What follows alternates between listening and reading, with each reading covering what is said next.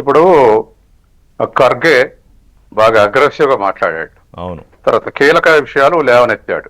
ఒకటి, రాజ్యాంగంలో socialist secular అనే పదాలు తీసేసే దమ్ముందా, తీసేస్తే ప్రజలు ఊరుకోరు అనేటువంటిది ఒకటి. ఉమ్, తర్వాత పాకిస్తాన్ యుద్ధం సందర్భంగా అమెరికాకు సరెండర్ అయ్యిండు మోడీ. అవును. ప్రపంచవ్యాప్తంగా విమర్శలు ఇచ్చినా మోడీ మాత్రం నోరు తెరవట్లేదు అనేటువంటిది రెండో విమర్శ. మూడోది, సామాజిక న్యాయం అన్నప్పుడు బీసీల్లో 42% రిజర్వేషన్లు అమలు జరపాలని అసెంబ్లీలో తీర్మానం చేయటం, పార్లమెంటుకు పంపటం, రేపు స్థానిక సంస్థల్లో కూడా 42% వచ్చేందుకు ప్రయత్నం చేయటం, అట్లాగే ఎస్సీ వర్గీకరణ గురించి అమలు జరిపారు కాబట్టి కాంగ్రెస్ ఓన్ చేసుకుంది సామాజిక అభివృద్ధికి అనేటువంటి ఈ కాన్సెప్ట్ల మీద ఖర్గే మాట్లాడటం. ఆ తర్వాత గ్రామ పంచాయతీ ఎన్నికల ముందు గ్రామ అధ్యక్షులు లేదా ముఖ్యమైనటువంటి క్యాడర్ అంతా వచ్చింది. దరిదాపు నిన్న ఒక క్యాడర్ క్లాస్ లాగా ఖర్గే ఉపన్యాసాలు ఉన్నాయి. అట్లనే అంతర్గతంగా కూడా మంత్రులు కావాలని వచ్చినటువంటి వాళ్ళకు కూడా వాళ్ళని కన్విన్స్ చేసినట్టు అవుపడుతుంది. ఒకే సామాజిక తరగతికి ఇంకా ఎక్కువ మంత్రులు ఇవ్వటం సాధ్యం కాదు. తర్వాత ఒకళ్ళిద్దరు నలుగురు ఐదు గ్రూపులు కడితే వచ్చేది ఏం లేదని కూడా వాళ్ళకి స్పష్టం చేసి, ఇదంతా కూడా రాష్ట్ర ప్రభుత్వాన్ని కాస్త సపోర్టింగ్ రోల్ ప్లే చేసి ఖర్గే వెళ్ళాడు. ఇది రాష్ట్ర ప్రభుత్వానికి రేవంత్ రెడ్డికి ఉపయోగం. తర్వాత రేవంత్ రెడ్డికి విషయానికి వచ్చినప్పుడు 100 సీట్లు సాధిస్తా ఉన్నప్పుడు ఆయన 119 సీట్లు దృష్టిలో లేదు. వచ్చే అసెంబ్లీ ఎన్నికల్లో 153కు పెరుగుతాయి, 153కు పెరుగుతాయి. కాబట్టి 100 సీట్లు అంటే అదేం అత్యధిక ఆశ కాదు. 100 సీట్లైనా 153లో 66%. కాబట్టి అదేం పెద్ద 119లో 100 అంటే ఎగ్జాగరేషన్ ఉంది అనొచ్చు. 153లో 100 అంటే రేపు బీజేపీ కానీ ఇంకితర పార్టీలు కానీ అనే అవకాశం ఉంది. గతంలో కూడా బీఆర్ఎస్ ఈసారి 105 సీట్లు అని చెప్పుకుంది. అందుకని అయితే ఈ సీట్ల సంఖ్య ఇప్పుడే మాట్లాడటం అన్సైంటిఫిక్. ఎందుకంటే ఒక వారం ముందు అంచనా కూడా తలకిందులు అవుతున్నాయి. ఎగ్జిట్ పోల్స్ కూడా ఒక్కోసారి అటు ఇటు అవుతున్నాయి.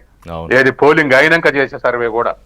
కాబట్టి సీట్ల సంఖ్య మనం ఇప్పుడే చెప్పలేం. కానీ సరే, వాళ్ళు మాట్లాడే మాటల మీద మనం డిబేట్ చేయాలి కాబట్టి అది 100 సీట్లు అనేది ఎక్కువేం కాదు. తర్వాత రెండవది ఇంకోటి, వీళ్ళకు 100 సీట్లు రావటం అనేది కాంగ్రెస్ పార్టీ మీదనే ఆధారపడలేదు. ఇప్పుడు బీఆర్ఎస్ అట్లే 15% ఓటింగ్ తోటి, తర్వాత బీజేపీ 25% తోటి ఓటింగ్ తోటి నిలబడితే కాంగ్రెస్ కు 100 సీట్లు రావటం కష్టమేం కాదు. కానీ బీజేపీ అధికారం రావాలంటే ఖచ్చితంగా బీఆర్ఎస్ డౌన్ సైజ్ కావాలి. ఉదాహరణకు బెంగాల్లో లెఫ్ట్ ఫ్రంట్ ఓటింగ్ 5% లోపల పడిపోతేనే తృణమూల్ కాంగ్రెస్ ను డి అంటే డి అనే స్థాయికి ఎదిగింది బీజేపీ. ఇక్కడ కూడా కాంగ్రెస్ ను ఛాలెంజ్ చేసే స్థితికి, అధికారంలో వచ్చే స్థితి రావాలంటే బీఆర్ఎస్ 0 లెవెల్ కు పోవాలి. అంటే ఇప్పటికే ఈ రెండు పార్టీలు రాష్ట్రంలో ప్రజలకి లేకపోతే ఆయా పార్టీల కేడర్లకి ఒక స్పష్టమైన సంకేతం పంపించినట్టు అనిపించట్లే ఇక ఫైట్ రెండు జాతీయ పార్టీల మధ్య ఉండబోతోందని? ప్రజలు కూడా అనుకుంటున్నారు. ఎందుకంటే ఇవాళ బీఆర్ఎస్ గ్రౌండ్ లెవెల్ వీక్ కావటమే కాదు, నాయకత్వం బాగా అప్రతిష్ట పాలై ఉన్నది. నాయకత్వం ఏదో ఒక ఆ ప్రభుత్వంలో పనిచేసినటువంటి వాళ్ళకి ఏదో ఒక స్కాండల్ అంటుకోవటం, తర్వాత నెగిటివ్ ప్రచారం జరగటం, తర్వాత కుటుంబం మీదే ఉన్నటువంటి ఇమేజ్ తగ్గటం, ఇవన్నీ కూడా అవి చెప్పాలంటే దరిదాపు ఒక డజన్ ఉన్నాయి బీఆర్ఎస్ ను ఓడించినటువంటి కారణాలు. కాబట్టి ఇటువంటి అన్నిటితోటి నాయకత్వం ఇమేజ్ పోగొట్టుకుని ఉన్నది. గ్రౌండ్ స్థాయిలో కూడా దరిదాపు మరి 20% ఉన్న కాంగ్రెస్ కు అసెంబ్లీ ఎన్నికల్లో 40% పెరిగింది ఓటింగ్. ఆ 20% ఎవరిది అంటే బీఆర్ఎస్ నుంచి షిఫ్ట్ అయినటువంటి ఓటింగే. కాబట్టి ఇవాళ ఉన్నటువంటి పరిస్థితుల్లో బీఆర్ఎస్ వెనకాల ఒక 15% ఓటింగ్ కన్నా ఎక్కువ లేదు. BJP major force. తర్వాత నేను ఎందుకంటున్నానంటే 0 లెవెల్కు రావాలని మొన్న పార్లమెంట్ ఎలక్షన్స్ రిజల్ట్ చూస్తే అర్థమైపోయింది. బీజేపీ గెలిచిన 8 సీట్లలో బీఆర్ఎస్ 0 లెవెల్కి వచ్చింది. దరిదాపు 0 అంటే 0 కాదు, 5 to 10% వచ్చింది. మొత్తం షిఫ్ట్ బీజేపీకి షిఫ్ట్ అయింది. రేపు కూడా అసెంబ్లీ ఎన్నికల్లో బీఆర్ఎస్ అట్లా ఆ 5%కి ఆ విధంగా డౌన్ సైజ్ అయితే అది బీజేపీకి అడ్వాంటేజ్ అయ్యే అవకాశం ఉంది. అట్లా కాదు, ఇప్పుడు వాళ్ళు అసెంబ్లీలో బాగా పోరాడుతున్నారు. ఏది బీఆర్ఎస్ సభ్యుల సంఖ్య ఉంది, వాయిస్ ఉంది. అట్లాగే వాళ్ళ ఓటింగ్ వాళ్ళు నిలబెట్టుకుని బీజేపీ ఓటు వీళ్ళకి ఉంటే ఖచ్చితంగా కాంగ్రెస్కి 100 సీట్లు రావటం కష్టమేం కాదు.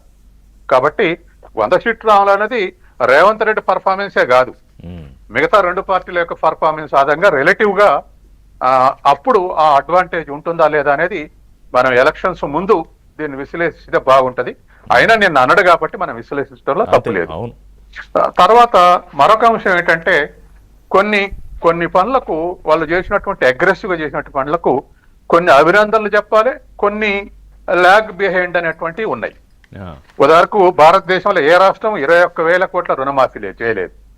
అసలు నేను ఒక ఎకనామిక్ స్టూడెంట్ కి చెప్తున్నా, అసలు క్యాపబిలిటీస్ లేవు ఏ స్టేట్ కూడా. అన్ని స్టేట్స్ కూడా రిసోర్సెస్ ప్రెజర్ లో ఉన్నాయి. ఓకే, అన్నాం కాబట్టి అని చెప్పేసి చేశారు, కానీ ఆ చేసుడు ఒకే ఫైనాన్షియల్ ఇయర్ చేశారు. అవును. దాంతో కాంగ్రెస్ మిగతా పథకాలు ఛాలెంజ్ అచీవ్ చేశారు. అది చేశారు, అది మిగతా పథకాలు అమలు చేయడానికి కష్టం అవుతుంది.